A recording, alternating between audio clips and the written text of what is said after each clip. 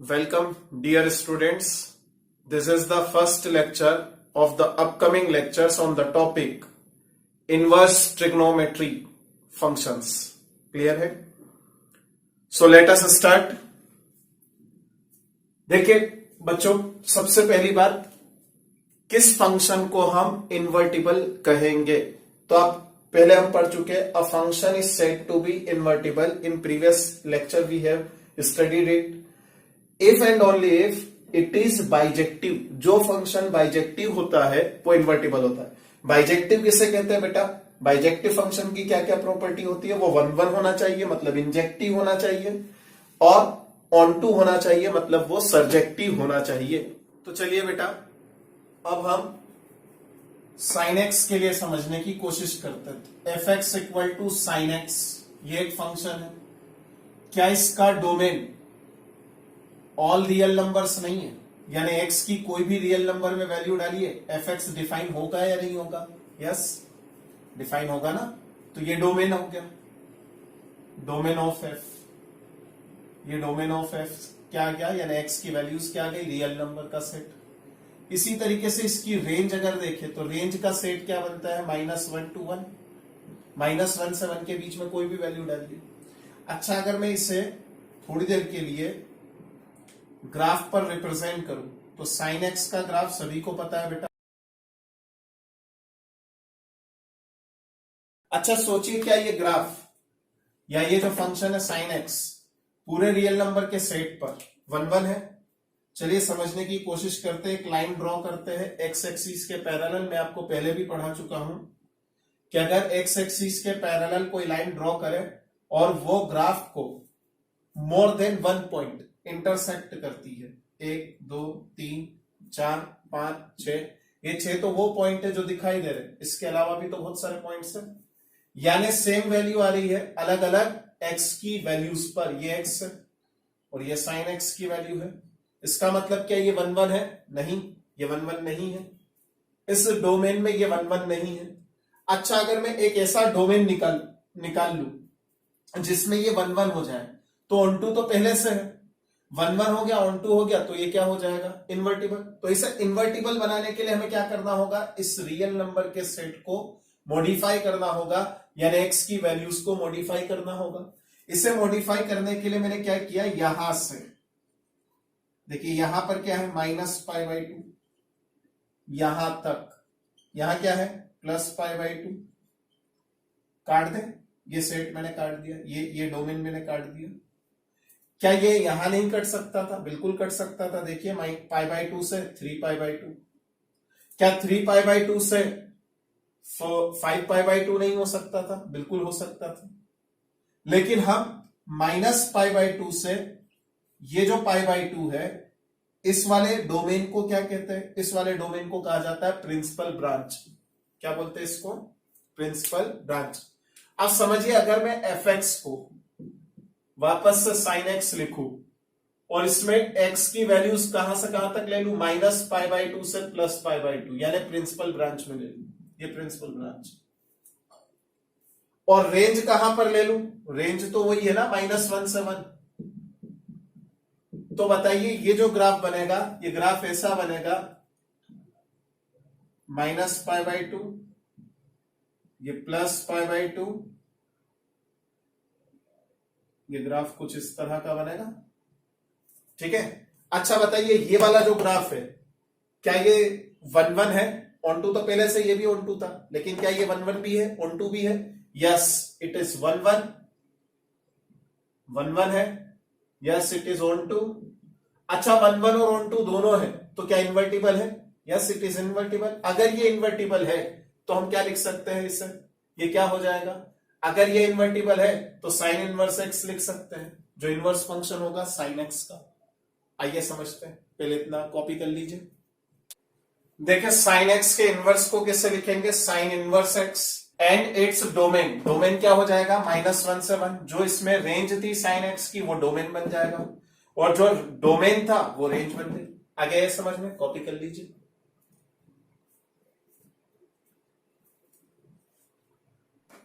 अच्छा, आप लोगों में से कोई ये तो नहीं सोच रहा है क्या मैं बोलना चाह रहा हूं? देखो सुनो, sine inverse x equal to sine x power -1,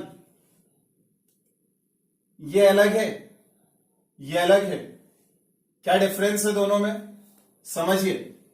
sign inverse x का मतलब मैं आपको समझाने की कोशिश कर रहा हूं कि जैसे एफ एक फंक्शन है, ए से बी में डिफाइन किया, तो इसका जो साइन इनवर्स वाला फंक्शन लेते हैं वो कहां से कहां में डिफाइन करते हैं, बी से ए में। इसका मतलब ये हुआ, इसका मतलब ये हुआ। अब इसका मीनिंग समझो, साइन एक्स की पावर -1, इसका मतलब हम इसे लिख सकते हैं 1/sin x, और 1/sin x हमें क्या देता है, cosec x। बात समझ में आई। ये दोनों अलग अलग है, ये अलग है, ये अलग है। ये इनवर्स जो आपने फंक्शन का इनवर्स पढ़ा था ना, ये वो है। और ये क्या है, बस पावर -1 लगा दिया पूरे फंक्शन के बाहर, तो जो अपोन में फंक्शन ले जाते हैं वो है।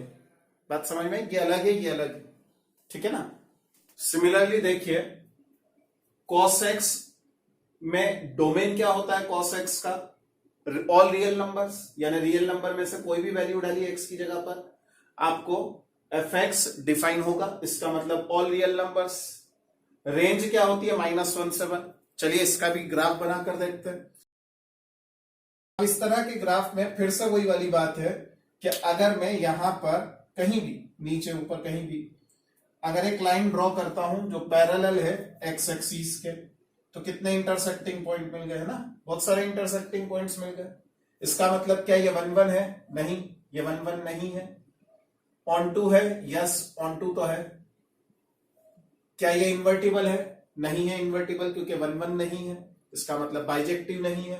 तो इसे इन्वर्टिबल बनाने के लिए क्या करेंगे हम, इसमें कोई ना कोई डोमेन डिसाइड करेंगे ना, जिस डोमेन के अंदर ये ऑन टू तो पूरे में है, लेकिन एक ऐसा डोमेन डिसाइड करेंगे जिसके लिए ये फंक्शन कैसा हो जाए, 1 1 हो जाए।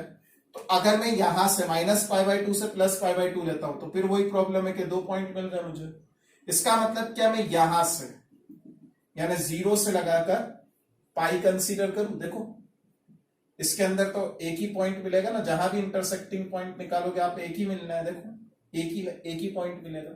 इसका मतलब मैं fx का अगर domain fx equal to cos x का डोमेन चेंज करके क्या लिख दूं, डोमेन ऑफ f, ये लिख दूं मैं 0 से लगाकर पाई, और रेंज क्या लिख दूं, -1 से 1।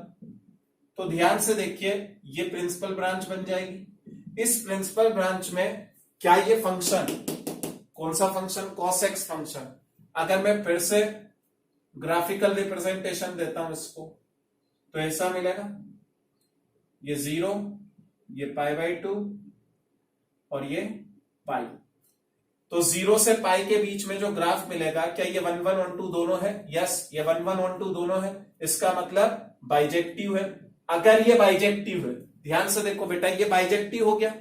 अगर ये बाइजेक्टिव हो गया तो क्या हो जाएगा, इन्वर्टिबल। अगर इन्वर्टिबल है तो इनवर्स क्या होगा इसका, cos इनवर्स x। उसका डोमेन क्या होगा, जो इसकी रेंज होगी, उसकी रेंज क्या होगी, जो इसका डोमेन होगा। क्लियर है ना बात। यहां पर अगर मैं cos इनवर्स x लिखूंगा, तो cos इनवर्स x का मतलब क्या होगा, cos x का इनवर्स फंक्शन, इसका डोमेन क्या बनेगा, जो उधर रेंज है, रेंज क्या है, -1 से 1, यानी x की वैल्यू आपको ये डालना होगी। तो रेंज क्या मिलेगी इसकी, रेंज मिलेगी इसकी 0 से पाई। क्लियर है बात, कॉपी कर लीजिए।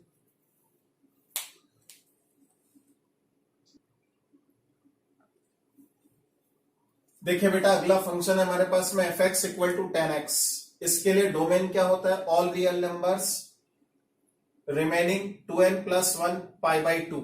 मतलब n यहां पर क्या है, here n is an integer, कोई भी इंटीजर वैल्यू डाल सकते हैं आप। n की जगह 1 लिखिए, 2 लिखिए, -7 लिखिए, -5 लिखिए, कुछ भी लिखिए। बस आपके पास में क्या नहीं होना चाहिए, π/2 का ओड मल्टीपल नहीं होना चाहिए। माइंडेड क्यों नहीं होना चाहिए, क्योंकि 10 π/2 नॉट डिफाइन होता है ना, नॉट डिफाइन। अब इसका हम ग्राफ बनाते हैं। क्या इस पूरे डोमेन में ये फंक्शन 1 1 है? नहीं, फिर से देख लीजिए, ये लाइन ड्रॉ कर दी मैंने एक्स एक्सिस के पैरेलल, बहुत सारे इंटरसेक्टिंग पॉइंट मिल गए, 1 1 नहीं। अगर ये 1 1 नहीं है तो 1 1 कब होगा? -π/2 से +π/2 पर डिफाइन कर दो, देखो ये 1 1 हो जाएगा। इसका मतलब अगर मैं इसकी प्रिंसिपल ब्रांच बनाऊं, कौन सी? इसकी प्रिंसिपल ब्रांच बनाऊं मैं इसकी प्रिंसिपल ब्रांच क्या ले लूं? -π/2 से +π/2। देखो मैंने ओपन इंटरवल में लिखा है, इसका मतलब -π/2 इंक्लूड नहीं है, +π/2 इंक्लूड नहीं है, माइंड इट। इसका मतलब ये हुआ -π/2 से +π/2 के बीच में ये जो 10x फंक्शन है ये कैसा हो जाएगा? 1 1 हो जाएगा। इसमें ये 1 1 हो गया, और ऑन टू तो ये पहले से था, इसका मतलब ये इन्वर्टिबल हो जाएगा। हो गया इन्वर्टिबल। अगर ये इन्वर्टिबल हो गया तो इसका डोमेन क्या बना? देखिए यहां पर क्या बना, डोमेन बना -π/2 से +π/2। रेंज क्या है? All real numbers. अब इसका अगर इनवर्स निकालेंगे तो इनवर्स का डोमेन क्या बनेगा? इनवर्स का डोमेन वो बनेगा जो इसकी रेंज है। तो रेंज क्या है? आर, ऑल रियल नंबर्स हो जाएगा डोमेन किसका? tan इनवर्स x का। और रेंज क्या हो जाएगी? जो इसका प्रिंसिपल ब्रांच में डोमेन आया। प्रिंसिपल ब्रांच में डोमेन क्या आया? Open interval -π/2 to +π/2। क्लियर है? कॉपी कर लेते हैं। तो देखिए बेटा, tan इनवर्स x का डोमेन क्या हो जाएगा? जो इसकी रेंज थी अभी tan x की, तो tan x की रेंज क्या थी? r, ऑल रियल नंबर्स, तो रियल नंबर का पूरा सेट डोमेन बन गया। और रेंज क्या हो जाएगी? जो प्रिंसिपल ब्रांच आई थी हमारे पास में -π/2 से +π/2। कॉपी कर लीजिए।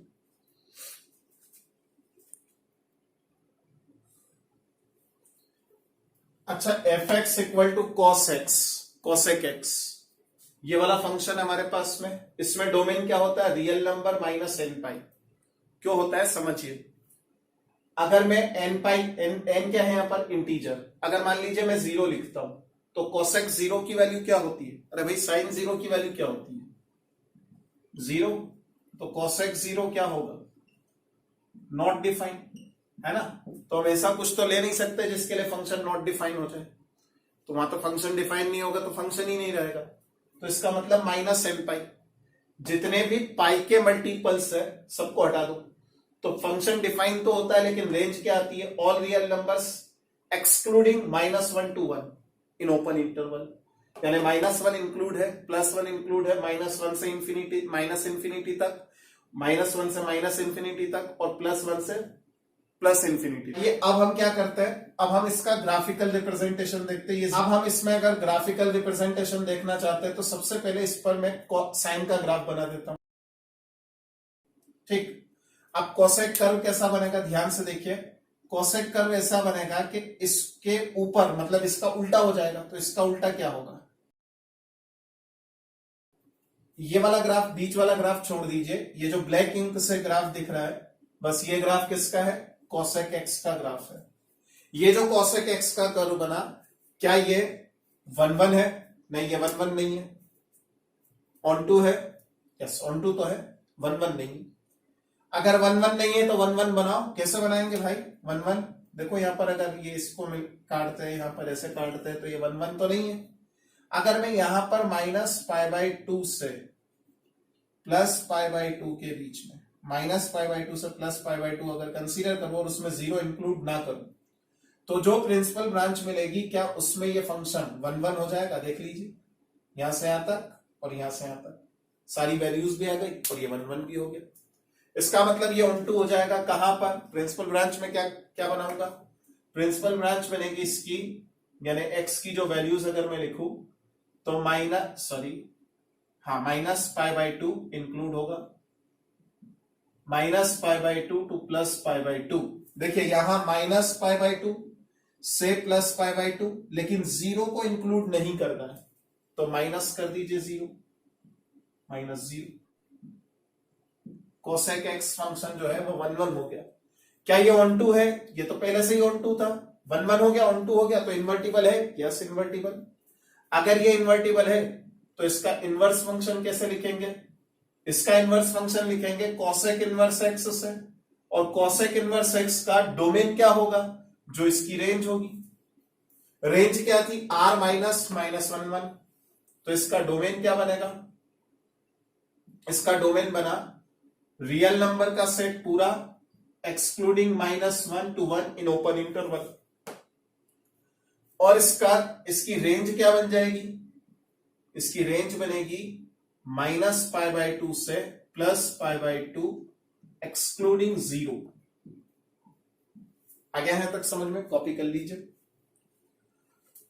देखिए बेटा, अगला फंक्शन है हमारे पास में f(x equal to sec x), domain क्या होता है, रियल नंबर -2n + 1 π/2, क्योंकि आप देखें cos x की वैल्यू π/2 पर 0 होती है, तो sec x की वैल्यू π/2 पर क्या हो जाएगी, नॉट डिफाइंड, इसका मतलब π/2 को अलग हटा दो तो ऑड मल्टीपल ऑफ π/2 अलग हट जाएगा।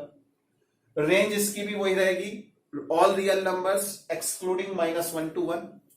अच्छा, इसका अगर हम ग्राफ बनाए तो सबसे पहले मैं cos का ग्राफ बना देता हूं रेडिंग, तो sec x का ग्राफ कैसा बनेगा, इसका उल्टा कर दो, तो इसका उल्टा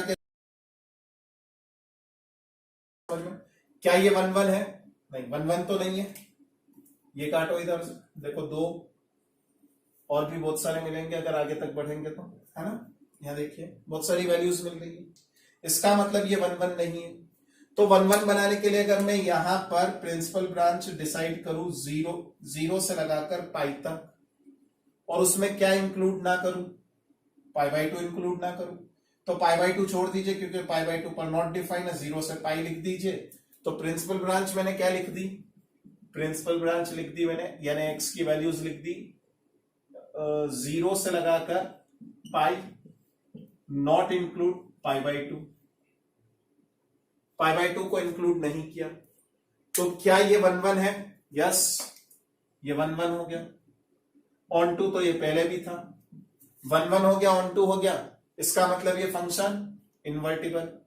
अगर इन्वर्टिबल है तो इसका मतलब इसका कोसेक इनवर्स कैसे लिखा जाएगा, सॉरी सेक इनवर्स एक्स कैसे लिखा जाएगा, कि सेक इनवर्स एक्स एक ऐसा फंक्शन है जिसका डोमेन क्या हो जाएगा, जो इसकी रेंज है, रेंज क्या है, ये रही रेंज r -1 to 1, और इसकी रेंज हो जाएगी 0 to π, ये 0 to π -π/2। क्लियर है बात, कॉपी कर लीजिए। देखिए बेटा, नेक्स्ट फंक्शन है कॉटेक्स फंक्शन, लास्ट फंक्शन है, डोमेन क्या हो जाएगा, रियल नंबर का पूरा सेट, n π हटा दीजिए, क्यों हटा दीजिए, क्योंकि 10 π जो होता है वो 0 होता है ना, या 10 0 की वैल्यू जो होती है वो 0 होती है, इसका मतलब कॉट 0 क्या हो जाएगा, क्योंकि रेसिप्रोकल होता है ना। तो ध्यान दीजिए बेटा, इधर ये सब कुछ है, रियल रेंज क्या आ जाएगी इसकी, रियल, पूरा रियल नंबर का सेट। अब आप ध्यान से समझने की कोशिश कीजिए, अगर मैं 10x का ग्राफ बनाऊं तो सोचिए, अगर मैं इसमें cot x का ग्राफ बनाऊंगा तो इसका उल्टा बनेगा, यहां पर π/2 पर मैक्सिमम है, तो π/2 पर ये क्या हो जाएगा, 0। 0 कहां पर है, 0 पर, एक इंक से जो बना हुआ ग्राफ है ना, उसे आपको देखना है, वो cot x का ग्राफ है। अगर मैं यहां पर एक लाइन ड्रॉ करता हूं तो क्या मिला, 1 1 है क्या, नो इट इज नॉट 1 1। तो इसे 1 1 बनाने के लिए यहां पर प्रिंसिपल ब्रांच में क्या लिखूं, प्रिंसिपल ब्रांच को क्या लिखना होगा, जल्दी देखिए, प्रिंसिपल ब्रांच लिखना होगी 0 से लगाकर पाई, क्या पाई को इंक्लूड करूं, देखो इंफिनिटी जा रहा है, क्या 0 को इंक्लूड करूं, वो भी इंफिनिटी पर जा रहा है, इसका मतलब ओपन इंटरवल में x के का मिलेगा डोमेन 0 से पाई। अब ये 1 1 भी है, ऑन टू भी है, क्या बताना है इसको, इसका इनवर्स निकालना है, चलिए निकालिए इनवर्स। तो कॉट इनवर्स एक्स क्या हो जाएगा बेटा, कॉट इनवर्स एक्स हो जाएगा, इसका डोमेन होगा कॉट इनवर्स एक्स का, जो इसकी रेंज होगी, तो रेंज क्या है, रियल नंबर, तो पूरे रियल नंबर का सेट क्या बन गया, ये इसका कॉट इनवर्स एक्स का डोमेन, और रेंज क्या बन जाएगी, रेंज बनेगी 0 to π। क्लियर, कॉपी कर लीजिए। आज के पूरे टॉपिक की अगर हम समरी देखें तो वो ये टेबल है। तो बेटा अलविदा कहने का वक्त आ गया। आप लोगों ने बहुत अच्छे से पूरे लेक्चर को अटेंड किया, पूरा सुना, अच्छी बात है। इस लेक्चर में जो एंड में आपने टेबल देखी, बस वो टेबल अगर ब्रेन में है और वो ब्रेन में बिठाने के लिए मैंने पूरी मेहनत की है। इंट्रोडक्शन पार्ट में मैंने सिर्फ आपको डोमेन और रेंज समझाया। जो अपकमिंग वीडियोस होंगे उस पर हम इसके प्रॉब्लम्स भी पढ़ेंगे और एक्सरसाइज भी करेंगे, ठीक है ना, और आगे भी फॉर्मुलेशन भी देखेंगे। Thank you for watching my video.